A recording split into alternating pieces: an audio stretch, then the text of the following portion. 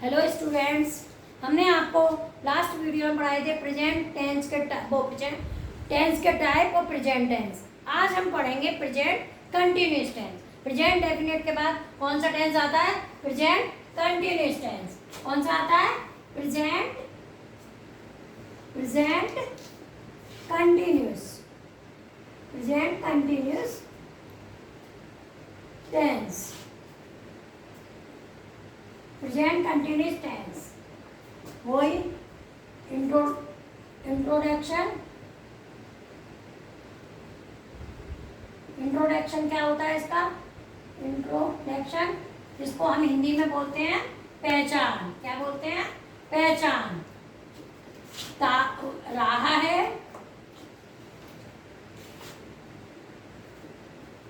है, रही है, रहे हैं। क्या पहचान? रहा है, रही है, रहे हैं। इसके बाद आता है इसका यूज। यूज क्या करते हैं? सिंगुलर के साथ, सिंगुलर सब्जेक्ट के साथ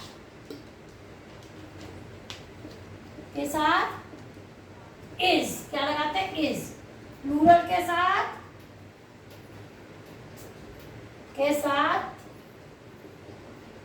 आर,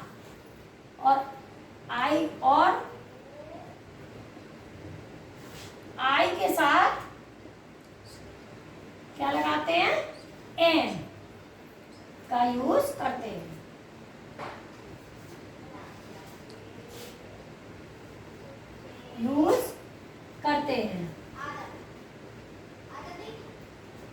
इनमें वर्ब की फर्स्ट फॉर्म में आईएनजी का यूज करते हैं। देखिए, हम आपको पढ़ा रहे हैं आज present continuous tense. Present continuous क्या होता है? इसकी पहचान होती है रहा है, रही है, रहे हैं। इनमें कार्य का जारी रहना पाया जाता है, मतलब कोई भी काम आपका कंटिन्यूअस हो रहा है। जैसे वो खाना खा रहा है, वो दौड़ रहा है, वो खेल रहा है। इसके बाद में इसमें यूज क्या करते हैं? सिंगुलर सब्जेक्ट के साथ। सब्जेक्ट में सिंगुलर किसे कहते हैं? एक होता है। सिंगुलर सब्जेक्ट के साथ आपको क्या लगाना है? इज। प्लूरल मतलब बहुत सारे। प्लूरल के साथ क्या लगाना है आपको? आर। और आई के साथ आपको क्या लगाना है? एम। इसमें तीन ही वर्ब का यूज होगा, इज, एम, आर। इसके बाद में आपको वर्ब की जो फर्स्ट फॉर्म होती है उसमें आपको आईएनजी, मतलब इसमें कौन सी फॉर्म लगती है? वर्ब की आईएनजी फॉर्म लगती है। इसके बाद में अब आप जब आ जाइए इसका फॉर्मूला, और देखिए चाहे प्रेजेंट इंडेफिनिट हो, कंटिन्यूअस हो, परफेक्ट हो, कोई भी टेंस होगा, आपको अगर उसका यूज पता है, कौन सी वर्ब आती है और आपको पहचान पता है, तब आपको किसी भी टेंस को करने में प्रॉब्लम नहीं होगी। अब इसका हम किसी भी टेंस को करने के लिए हमें उसका, जैसे आप मैथ करते हो तो फॉर्मूला चाहिए, इंग्लिश करोगे तब उसमें भी फॉर्मूला। तो आपको अब इसमें क्या लगाना है? आपको फॉर्मूला देखकर कि इसमें क्या यूज होता है, उससे आपका सेंटेंस इजीली बन जाता है। जैसे फॉर्मूला आपका क्या होता है? Subject plus is, am, are plus first form plus ING. First form में मतलब आईएनजी लाइन प्लस ऑब्जेक्ट और प्लस ईटीसी। एग्जाम्पल आप देखिए, तुम उसे अंग्रेजी पढ़ा रहे हो।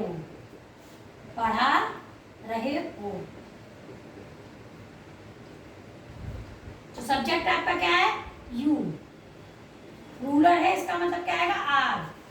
वर्ब क्या है आपकी? पढ़ाना। पढ़ाने में हमारा आईएनजी लगेगा। पढ़ा है, टीचिंग। क्या पढ़ा रहे हो? टीचिंग। किसे पढ़ा रहे हो? Teaching him English.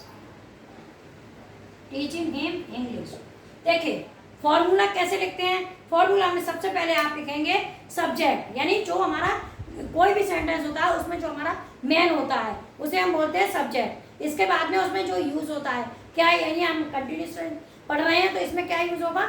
Is, am, are. इसके बाद में फर्स्ट फॉर्म में अब कहीं थर्ड लगती है, सेकंड लगती है, फर्स्ट लगती है, तो इसमें फर्स्ट फॉर्म में हम आईएनजी लगाते हैं। कौन सी फॉर्म लगती है इसकी? वर्ब की आईएनजी फॉर्म लगती है। उसके बाद में ऑब्जेक्ट, उसके बाद में ईटीसी। जैसे मैंने आपको एग्जाम्पल दिया है, वह तुम उसे पढ़ा रहे हो।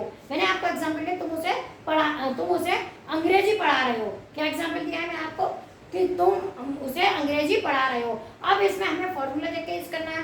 तो फॉर्मूला क्या है आपका, तुम की क्या हो जाएगी, यू। अब यू प्लूरल है तो आपको क्या यूज करना है, आर, यू आर। अब इसके बाद में वर्ब आपकी क्या है, पढ़ाना। पढ़ाने की क्या होती है, टीच, तो हमें उसमें आईएनजी लगाना है, टीचिंग। अब ऑब्जेक्ट आएगा कि हम किसे पढ़ा रहे हैं, तो किसे पढ़ा रहे हैं, उसे, तो टीचिंग हिम। अब हम क्या पढ़ा रहे हैं, तो आ जाएगा आपका इंग्लिश। हो गया आपका, इसको आप स्क्रीनशॉट ले लीजिए, नोट डाउन कर लीजिए। इसके बाद में आपका आ गया, इसका आएगा आपका निगेटिव। कौन सा आएगा आपका, निगेटिव सेंटेंस, क्योंकि ये आपके हो गए एफर्मेटिव सेंटेंस। निगेटिव सेंटेंस में बस क्या करते हैं, कुछ नहीं करते हैं, बिल्कुल जैसे ये है ऐसे ही आप यूज कर देते हैं। बस निगेटिव में हमें क्या लगाना होता है, नॉट। क्या लगाना होता है, नॉट। देखिए फॉर्मूला वही होता है आपका, change subject plus is am are plus not plus first form plus ING plus object plus etc. Example देखिए, गीता आज स्कूल नहीं जा रही है, नहीं जा रही है। अब आपका सब्जेक्ट क्या है, गीता। क्या आ गया, गीता। गीता एक है तो क्या होगा, इज। आ गया नॉट, वर्ब क्या है आपकी, गोइंग, वो में आईएनजी लगाएंगे, गोइंग टू स्कूल। अब आपका टाइम भी दिया है तो क्या होगा, टुडे।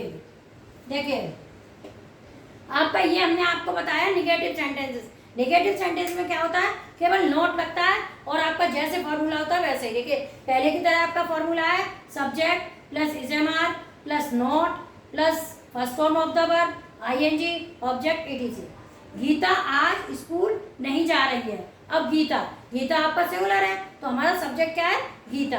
गीता आ गया, गीता सिंगुलर है इसलिए क्या लगाएंगे, इज नॉट। क्या लगाएंगे, इज नॉट, क्योंकि हम सब्जेक्ट के को ही देखेंगे, उसी के हिसाब से आप वर्ब यूज करेंगे, इज नॉट। अब मेन सब्जेक्ट, उसके बाद मेन वर्ब होती है और हेल्पिंग वर्ब होती है।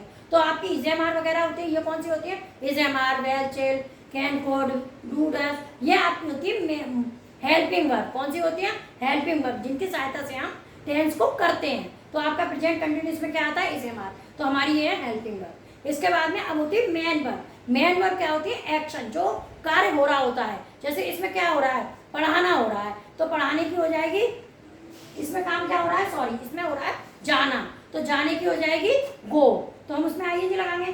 गोइंग टू, कहाँ जा रही है, स्कूल, गोइंग टू स्कूल, और आपका टाइम दिया है तो टुडे। इसके बाद आपका आता है इसमें ही निगेटिव, वो सॉरी निगेटिव आपका ये हो गया।